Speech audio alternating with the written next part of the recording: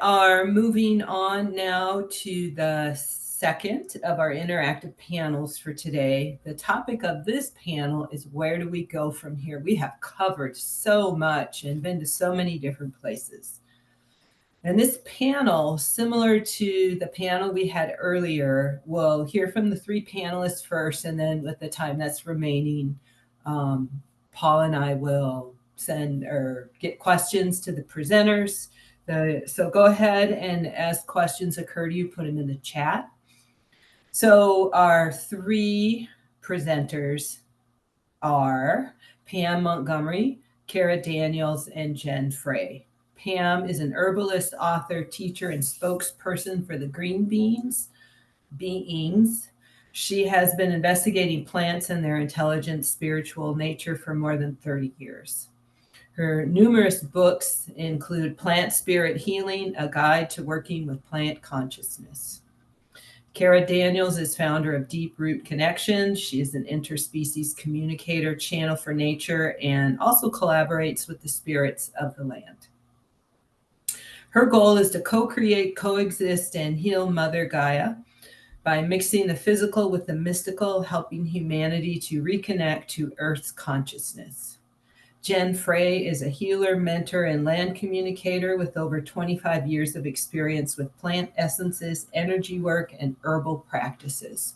She is author of Communicating with Plants, Heart-Based Practices for Connecting with Plant Spirits, the founder of Brigid's Way, and co-steward of Heart Spring Sanctuary. Pam, Kara, and Jen, you'll each have a short time to present, then we'll move on to questions, and we will start with Pam. Hello, everybody. It's nice to be here today. Thank you so much for inviting me. So what I want to share with you is that plants have been evolving since day one, like all of us, but plants and trees have always preceded their animal counterparts in evolution. So for example, angiosperms evolved before mammals because mammals needed something to eat. So they needed angiosperms, flowering plants with internal reproductive organs. And so what I do with looking at the plants is like, where are they right now? Like when I say now, I mean within the last, few decades. What are the plants up to? What are they really bringing forth? And what do the people seem to be really interested in? And what that then tells me is where they are in their evolution. So since about the 60s for sure, plants have been starting to shift the way in which they interact with their human counterparts. So in the 60s, there was lots of explosion at that time period of psychotropic plants that altered the brain chemistry, that kind of engagement with plants. And then after that came plant essences, flower essences, and now people are getting into plant essences, which is a little bit, little other parts of the plant besides the flowers being made into essences. And these essences do not have any chemical constituents in them at all. So it's very different than an herbal preparation, which has chemical constituents in it. The essences are strictly the vibratory resonance of the plant. And then from there, moving on into plant spirits, which many people these days, I mean, Sarah and both Jen have been working with plant spirits for sure, and many others, I'm sure. And plant spirits, you don't even need to ingest anything. You're working literally with the spirit of the plant, the sentient aspect of the plant. And so, and then from there, now we are moving into working with plants in what I'm calling plant initiations. It's literally where initiations in a tribal sense were about young people coming into their adulthood and taking up their rightful place within the tribe. That's basically what initiation is. I mean, it's a little broader than that, but that's basically it. So So now we find ourselves in this modern day world of being cultures full of uninitiated adults. So I have not been initiated, for example, in the old way since. So what's happening is that, which means that we participate in, our cultures aren't intact. If we haven't been initiated into what it means to live within the collective, then we don't know.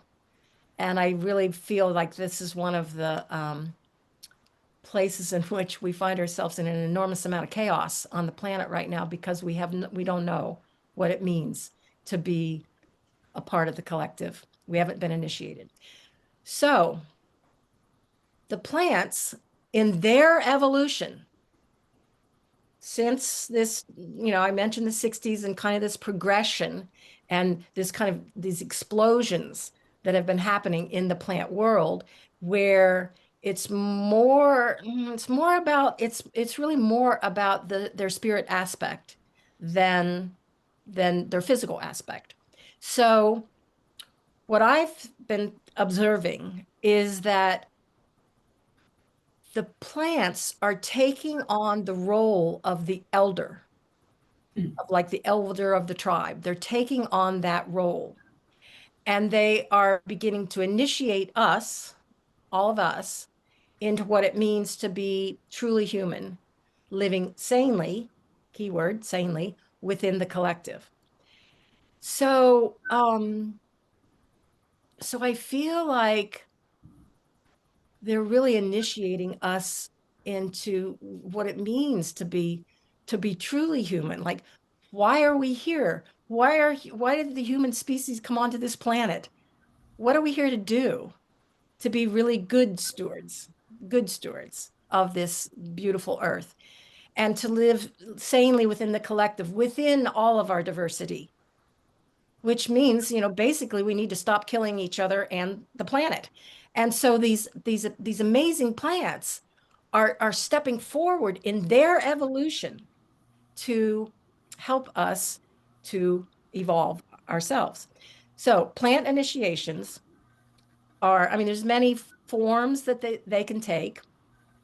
Basically, what I'm doing is it's all in a ceremonial context as well. So I'm doing 3 days of being with one plant, and we ingest an elixir, or if it's a plant that you don't want to be ingesting its chemical constituents at all, then you could be just ingesting the essence of the plant. But it's bringing it in. It's bringing it into your beingness. It's actually, bringing it internally into you. And we are being with this plant in many, many different ways. And so throughout this 3-day period. So what is happening is that all the old trauma, the plants are healing all of the old trauma. So to kind of free up, they're helping us to heal that. To free up our energy instead of spending so much time on healing that old trauma stuff, free up our energy to put it toward being all you possibly can be. That's what the plants are helping us to do right now. So, so what this all means that I find to be extremely exciting is that the plants, once again, and they've done this since day one, once again, they're preceding us in our evolution. And the evolution we are experiencing now is of a spiritual nature, or you could say raising of consciousness. But it's about the next iteration of our life on this planet, of all life on this planet. But so the plants are just preceding us. What that means is that we are on the cusp of a huge explosion in our spiritual evolution, of our raising of consciousness. And I find that to be extremely exciting. And so here we are at this very crucial time on the planet, and we're just almost there and evolving into our next iteration of the new Earth. So I believe that we have 8 minutes, and I think that was 8 minutes. It was, Oh boy, Pam. it's really hard to keep it. Isn't it hard? Okay. But we'll have a little more time for questions and more Okay. discussion. Thank you, Pam. Yes. Okay, Kara. I'm sorry, is it Kara or Kara? It's Kara. Kara, thank you. Yep. Hello, everybody. Thank you all so much for having me today. I'm very excited. I've loved this so much. I cannot wait to just share a little bit of my tidbits into this beautiful program of experts here sharing their wisdom. So, as you've already introduced me as an interspecies communicator, I just want to share a little bit of background on how I ended up communicating with trees and how that has led me into learning more about land healing, which is what the trees have been teaching me over the past few years. So, about 6 or 7 years ago, I had a communication with a 1,000-year-old spruce tree. And immediately I got flushed with sadness. I had no idea why. I just assumed, right? Human perspective, I assumed all trees would be happy. That was not the case. So I got a nice lesson with that. This tree was in a very public location. Many people would go out of their way to hug him and walk around him, take pictures. And my mom actually introduced me to this tree and said, "You have to meet this tree. It's amazing." So we go up to him, and I immediately was like, "Oh, this tree is not very happy." And that took me back. And I thought, okay, why? Why are you not happy? What's going on here? And he said, "Because so many people come and take pictures with me. They sit on me, but they don't recognize me as sentient." And he shared with me how when there's a lack of reciprocity, when people are constantly taking that from an energetic perspective, their cup essentially of energy is getting dwindled down and down and down. And I know we've talked about reciprocity before, so I'm not going to open up that box completely right now, but just from that perspective and lens, that's where we're going to go forward. So this tree, after I sat down and spoke with him, he asked me specifically to hold a healing session for him. And he said, "You can't do it alone because one person isn't enough for an entire ecosystem." And I hadn't done any land healing at this point. I didn't really know what I was doing. And through his guidance, he shared with me a meditation to call in higher consciousness, Gaia consciousness, bring a group of people together to essentially send love. And what was really amazing is that many participants within the group lived in this location. So we did this healing off-site. It was by distance. And after the healing meditation, some of the participants went to visit this tree and they could energetically feel him buzzing, if you will, like a higher frequency coming from him. His energy before was a little bit drab. Afterwards, it was very tangibly felt how the shift and the energy healing amplified his space. And so that was my introduction to energy healing and an introduction to those within the unseen realms. And I've seen a few questions and comments in here about fairies and nature divas. Well, that is, from my perspective, trees are a gateway into the unseen realms. I call that the unseen realms because they live right alongside us in a different frequency, but they are completely connected to nature. So when it comes to tree communication, it's not going to take long for you to open up to other nature beings.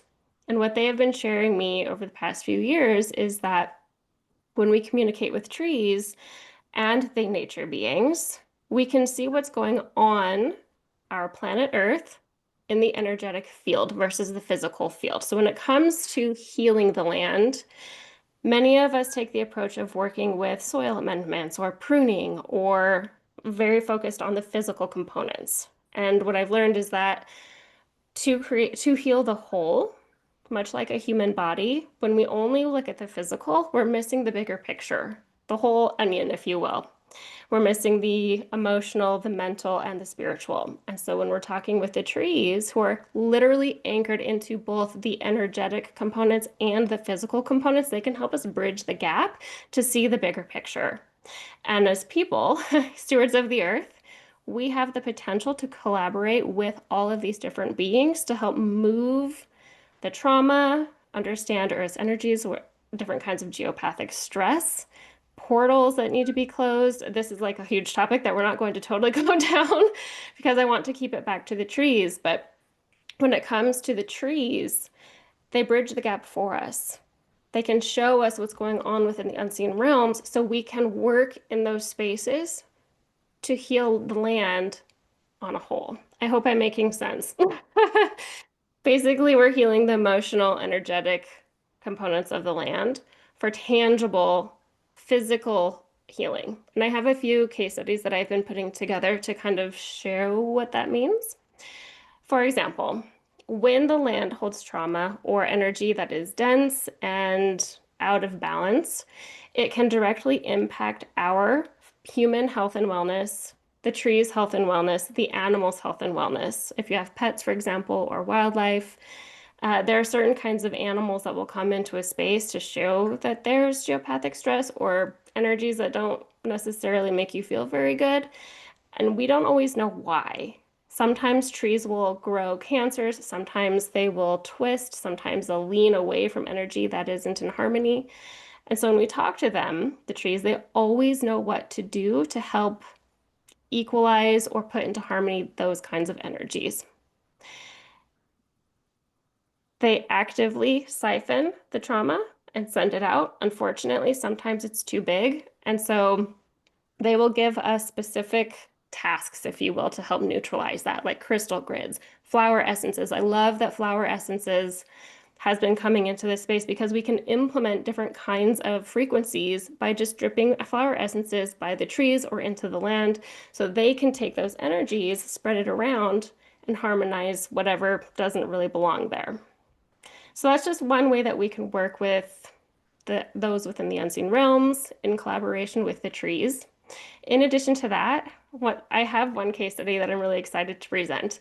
There was an ash tree. We called her Ashley the ash tree. She had a beetle infestation. And so when we were connecting in with this tree, she said, my energy is really weak, but I'm going to survive the winter. And during the springtime, will you please create a crystal grid? And so she self-prescribed some kind of healing that we could do for her to help her remove the beetles from her body to help her thrive moving forward. So come springtime, we placed this very specific crystal grid around her. We did some sound healing based on her request, and I can't remember the frequency. She recommended a specific frequency. We played that over and over for her. And after about a week, the beetles that were there before we started were completely gone. All it took was a week of working with crystals and sound healing. Now, this individual person that I was working with, she had called many arborists. They said, you're going to have to take her down. She's going to die. And it was like a kind of a latch-ditched effort to see if we could save this tree. And the tree knew exactly what to do to help rebalance her internal ecosystem.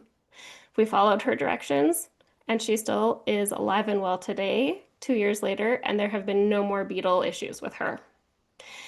So when it comes to working with the land, bringing back harmony, removing some of those pests, we can ask the plants and the trees specifically what they need that is organic, that might be a little bit in left field when you're talking to your, say, common arborist or somebody that normally just goes to pesticides or cutting trees down. The trees have different approaches. And I think looking into the future, which is the whole topic of this panel, is what kind of healing modalities can the trees and other plants bring forward for an individual perspective, from an ecological perspective, from a larger landscape perspective? These trees and other beings within these lands, they know what's going on within the land.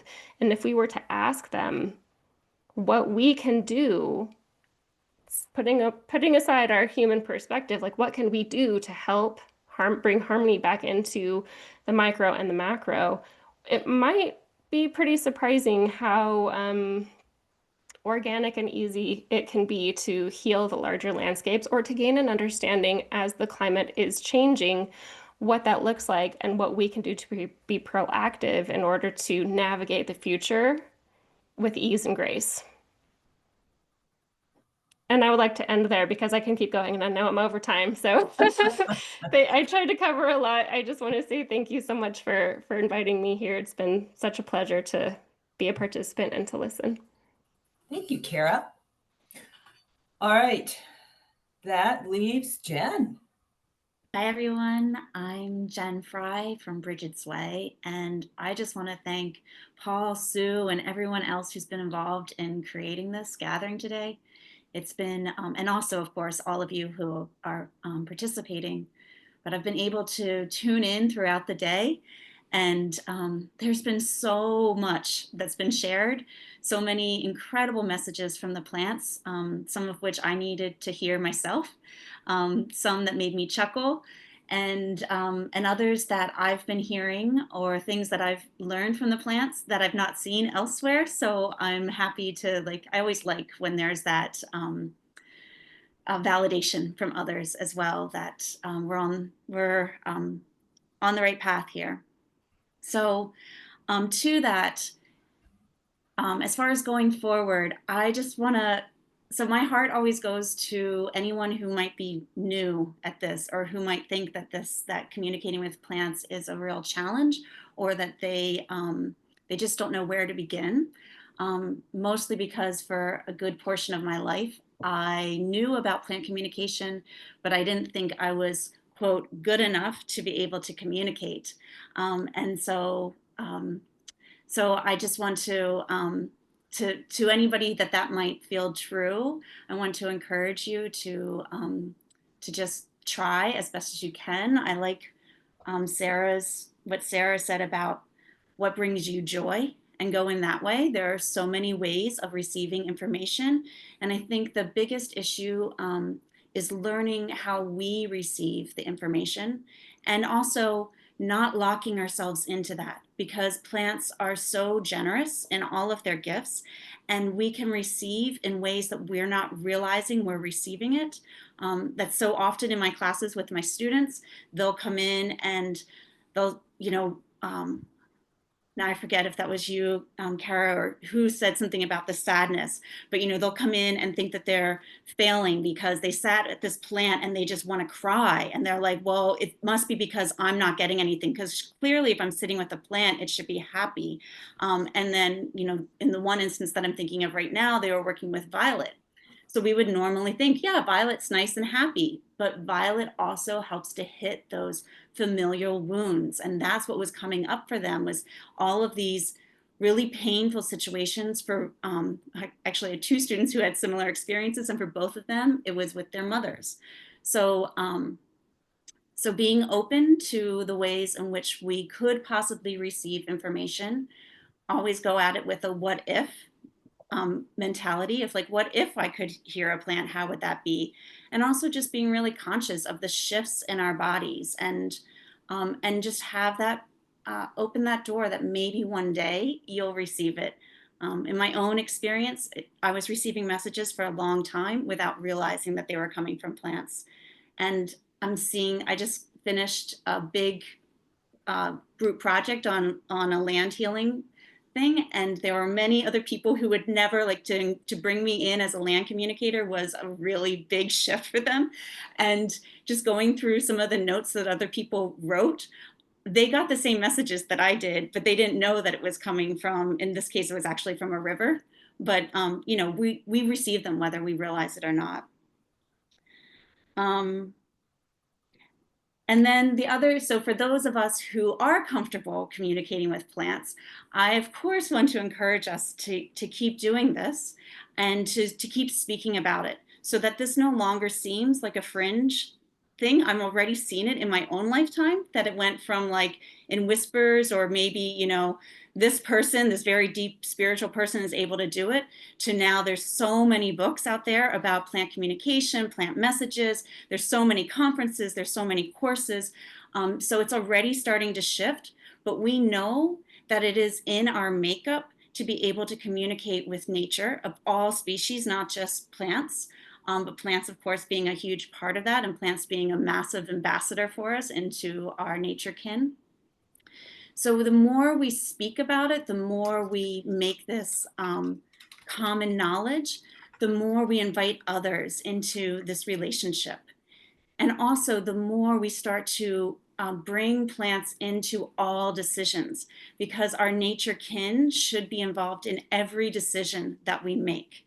I was thinking about, politics is a big deal lately, and I've been thinking about it and been in conversation with my plant friends this week about politics, and they keep informing me that, yeah, plants don't work the same way that we work as far as information moving or connection with one another, but everything is political. And so they just encourage us to continue to connect with them. Of course, plants also remind us to be in our heart. And it's from our heart space that we make the best decisions. I liked, I think it was Daniela who shared the message about kindness and choosing kindness, even in those instances when we could get away with meanness. And I think that's so important with the plant world, that we choose to act from our heart place. We choose to act from kindness and love in any and every instance that we can. So for those of us who are comfortable, we want to continue to speak about it, but also continue to do our own investigating, because quite frankly, we know that our world is not the world in which we could possibly be living in. Almost every day I wake up and I'm like, oh my gosh, how are we here? I don't understand it. Like, we could be living in an absolute Eden, but yet here we are. And so one of the veins that I've been going with my plantkin lately is undoing hierarchies. Like, I'm so done with the power over dynamic. And every time I think like, okay, I don't participate in a hierarchy, then they show me a way that I do. So, they're helping us to get away with it, because of course our nature kin don't work in hierarchies, no matter how much we try to put them on them. It is a collaborative, it's a co-creative community that they have.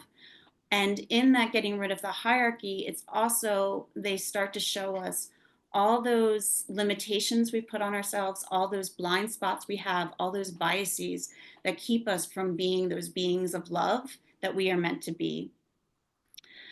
So I'm going to stop there for now, though of course we can share much more. But yeah, open up for questions. All right, thanks, Jen. Paul, do you see any questions? I'm not seeing any. No, besides- not yet, but I have a question. I guess I thought it was super interesting what all three of you were saying. And I really took from it that there's a lot of optimism that you have and kind of hope for the future. And again, could you just talk a little bit more about helping people to feel optimistic or hopeful about the future because of your experiences with plants? Sure, I'll do it. So one, I just want to say, I think it's also okay to not feel hopeful.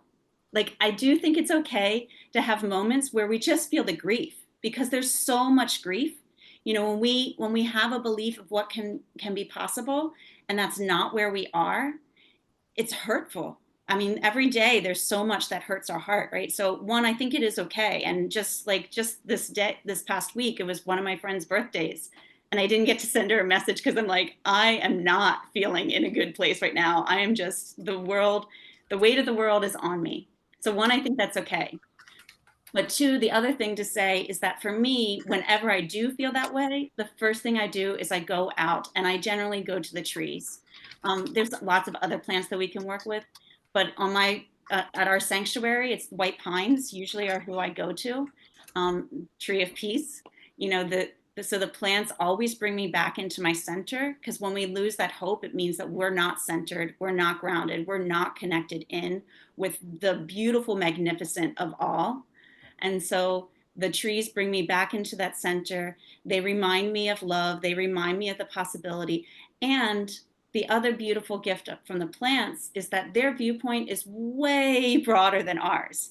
They've been on the planet, yes, much longer than ours, so they have a longer scale, larger scale time-wise, but also they see beyond this dimensional reality that we're in. So they help me to tap into the bigger picture of what is possible. I have some thoughts on this as well as the whole notion about being hopeful or not hopeful or what all of that is that um, I feel that because we're able to imagine it, the new Earth already exists.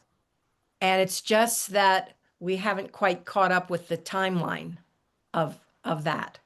And that the plants and the trees have. And so because of their magnanimous natures, I mean, there's Jen just said it, they're these amazing beings that are multidimensional. They're able to um, go from one realm to another realm to another realm to another realm, and actually have been doing that for a really long time. They've got the long view, and so because they have the long view, they already are in one of their dimensions, living in the new Earth. So it's people that are still lagging behind a little here. It's not the plants and the trees. The plants and the trees eh, are there. And so uh, just like Jen, so for me, when and it has happened in recent past of like going down the dark tunnel and being like, oh man, what is going on here? That has happened, but the way out of that is to go to the plants and the trees because they're already there. And so we can be in the new earth with them right now. We just might not be able to be in the new earth with some other folks. We can be in the new earth with each other. Isn't that what we're doing here today? This is what we're doing here today, right? So I we're think already talking about it. We're already doing it. People are already experiencing it. It is happening. It's just that we're not quite there, but it's happening. It's happening. So I'm hopeful about that. And when I look at some of the young ones coming through right now, I'm like, wow, this is good. This is really good. There's some amazing, incredible light beings entering the planet right now. And these incredible children that are coming. So that gives me hope as well. I just was at my grandson's 8th birthday party like yesterday. And I just watch these children and how magnificent they are. And it just gives me so much hope. So I think we're almost there. I really do. I really do. And if we pay attention to the plants in this way, let them guide us in our spiritual evolution, then yeah, I think we're close. Oh, thank you. Hey, Paul, people are sending chats to me that they can't access the main chat. Oh, really? Yeah. Huh. All right. You Maybe could, they if you have questions, it seems like they can access me. A couple of people had. So go ahead and send your questions to me if Paul can't figure out how to Yeah, fix I don't know. I don't know what the that thing. problem is.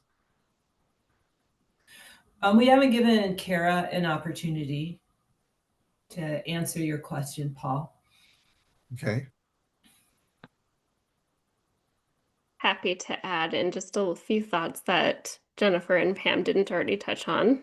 Trees hold the most beautiful space. As also a sensitive person who goes down that tunnel of grief and feeling the weight of the world, I think that the trees can act as a witness for us while we have our feelings and while we move through them. And it's important to just remember not to stay in that state. And I know it can be easy to do so. So the only thing that I just want to add in addition to leaning into the plants and the trees and maybe asking for a higher perspective or a bigger picture point of view, which can be incredibly helpful, is to just reflect with the trees' natural presence of being in the present moment. Like, what does the sun feel on your face? What does the breeze feel on your face? What does your body feel like as it's anchoring into the ground? Just bringing yourself back into the present moment and physical existence, and remember that being alive is precious, and whatever is going to unfold is going to unfold. And something that anybody can do is hold their own light, and going back to centering is just find your center like the trees and hug them. Do what you need to do to move through the feelings, but just remember that being present and holding your own space, like the way that you react and what you project out into the world, has a bigger impact than what we all may know energetically. So just go feel the sun and the breeze and be in the moment. That's the only thing I wanted to add on for a few tools for people. Okay. Thank you. Thank you. Paul, are you seeing the questions or am I the only one? I think there people are, I'm just going to forward them to you. There was one question I just forwarded to you from Julie. Okay. Do you Well, see we that? had an interesting one of what do the three of you think about the dreaming capacity of plants? Do they dream? Go for it, Jen. I was going to say, you go for it. Yes, they do. The answer to that one is yes. I think plants are massive dreamers, and I mean, part of me feels like they dreamed this whole planet into existence. So I mean, we could go into that, but that gets kind of technical information. But yes, they're amazing dreamers. One of the things that I like to do, besides nighttime dreaming and dream journeying, is I've really tapped into the daydream space, and have found that to be incredibly powerful and potent with plants. And so and you can actually, in working with plants, be in the daydream of the plant. So you're in the daydream of the plant instead of the other way around. We tend to be so anthropocentric and think it's all about us, and it's my daydream, but actually it's the plant's daydream. And so then I get to be in the plant's daydream. And so yes, the plants are amazing dreamers. And I just feel like the dream that they're dreaming to me is profound. And I feel blessed each and every day to be able to be a part of that dream, the plant's dream. So I'm not sure if that's what maybe you were asking about nighttime dreams. They come to you in the nighttime dreams. But what I like to do with plants, if I'm working with a particular plant and want to kind of go into nighttime dreams, I just ask the plant to bring me a dream instead of, oh, I want to dream about you, the plant itself. It's really that the plant brings me a dream. And then, of course, I need to be paying attention and remember that dream. But I feel like I have been informed so many times when I just, set the intention before I go to sleep at night, please bring me a dream. So they're powerful dreamers. Okay. Let's keep moving on. Thank you. Let's see. I think we got. So we have a question about trauma. My small city just deforested several blocks of Main Street of over 60 28-year-old ashes to reduce sidewalk infrastructure, despite community protest. So this person would like to know, what can they do to, oh God, I can just feel it. What can they do to help heal the trauma of the land history that brought this destructive plan forward, and the new trees and plants that were planted along with the new sidewalks? So double healing.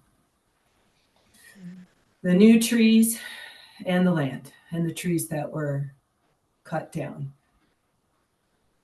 Kara, do you want to take it? Oh, I think we can tag team this one. I'll start and you can go off of that, since I know you do land healing too. Okay, yeah, that's a big one. So what the trees have taught me is, yeah, sometimes when a tree or many trees are taken down, especially maybe without integrity, there's trauma that can linger, in which case, depending on your skill level, like sending love is huge. Having more than one person send love. And the fact that people were trying to protest tells me that that's already happened.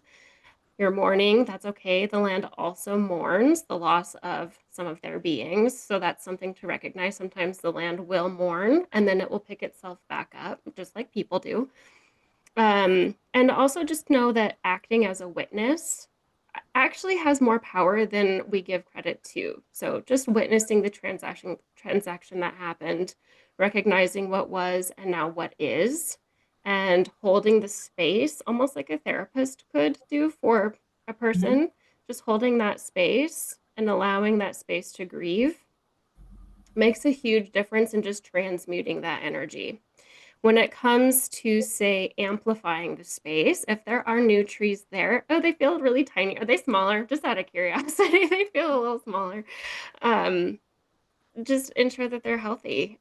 They'll be doing their own work energetically, of course. You can send Reiki. Like, again, from a practical application, I would just say being in that space is good enough. If you like to tinker with grids or grid work and crystals, you can take some nature items or rocks or crystals and create some kind of grid. It doesn't have to be done with specific sacred geometry shapes. Just your intention is enough to place somewhere by a tree or on the land with the intention of helping to transmute something that might, like some of the dense energies that are there. And leave it there for as long as you feel comfortable, depending on the location. Like, leave it there for a few hours. I would say preferably a few days, but of course, people might steal the things. So you can do that multiple times. That's what I would say first and foremost. Those would be my first recommendations. Jen, I'd be curious on what you have to say too. So, I mean, one, there's lots to say on this.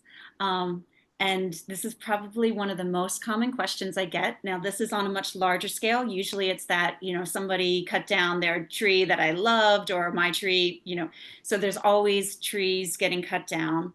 And in general, what the trees have informed me is that the humans hold on to the trauma of it way more than the trees do, because trees don't look at death the same way that we do.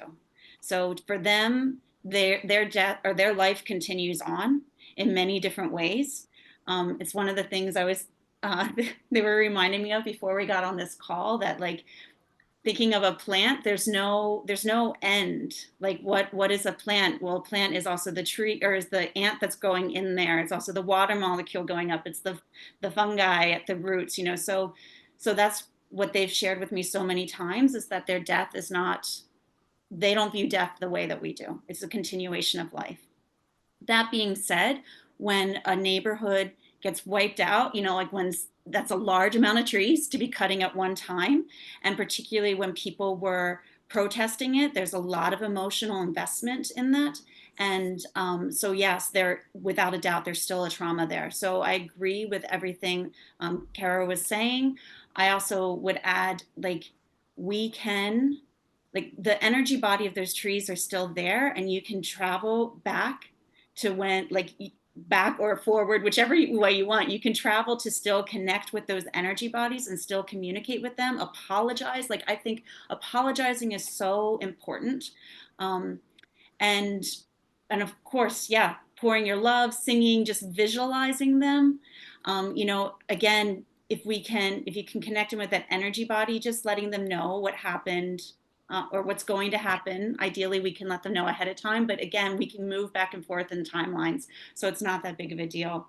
I'm just thinking of Pam, at your place when they came and deforested the mountain. I mean, it's not just the trees going down, it's also and again, that was even a bigger situation than this, but it's also the machines shaking the earth. It's very destabilizing.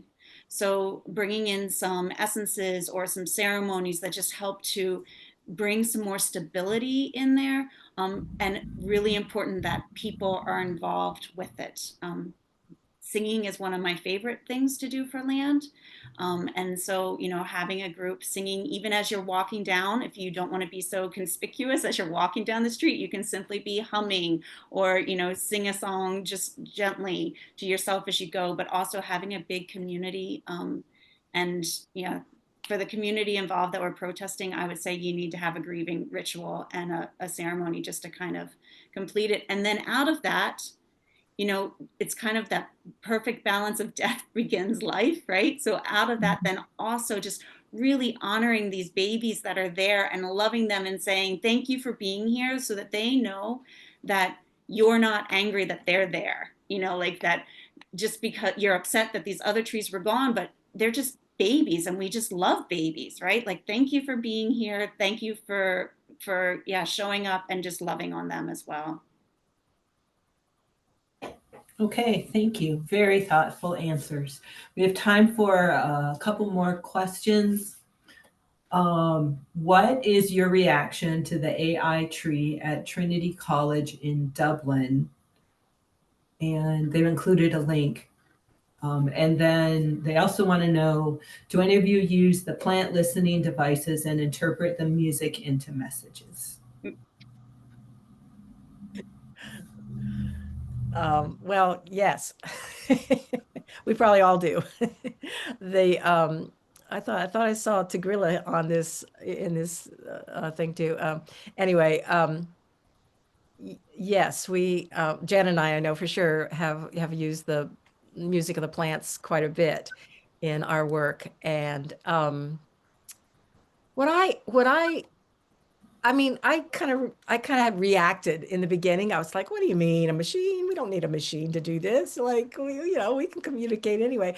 But what has really been the beauty of the music of the plants and being able to hear it's actually the electrical resistance between the leaves and the roots and all of that. But being able to hear that this plant is like doing its thing and it's alive and all of that.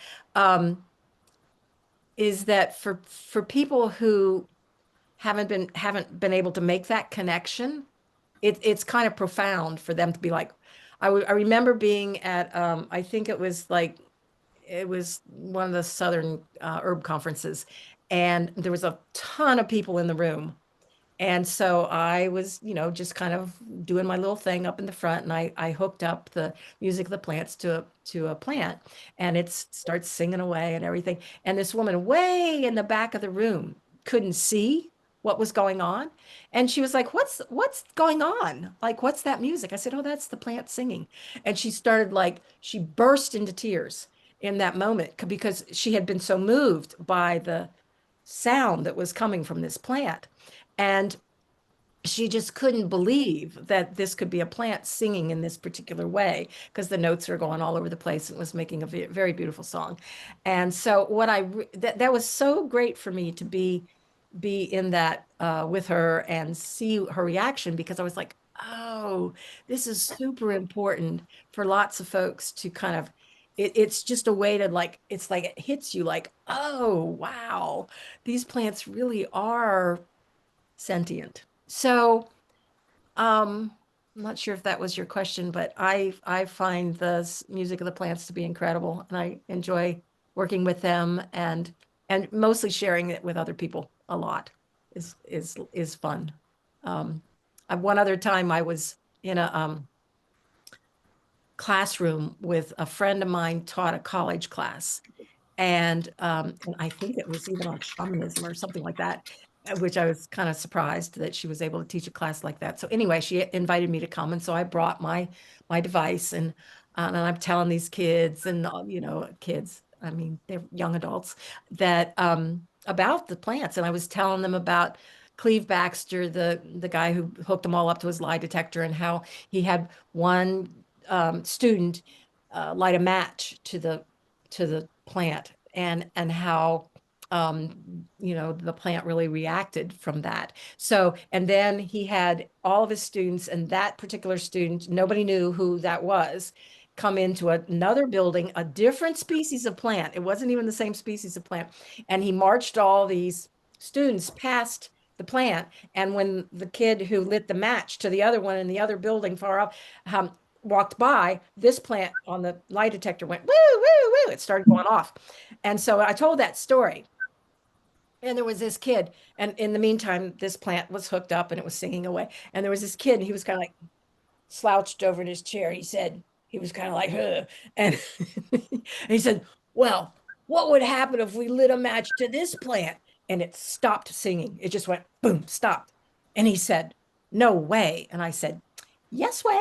And it was like, oh, thank you so much. That was so perfect. Thank you for that. I was like saying to the plant, thank you for like really showing him what I was trying to explain. Anyway, I love the music of the plants. Jen has probably lots of experience she can share too. Yeah, but I think we're gonna wrap us up. Okay. Great. This was really important for me. I'm sure for other people too, who can get kind of caught up in the energy, the dark energy that's on the planet right now, and to think about there's a path forward.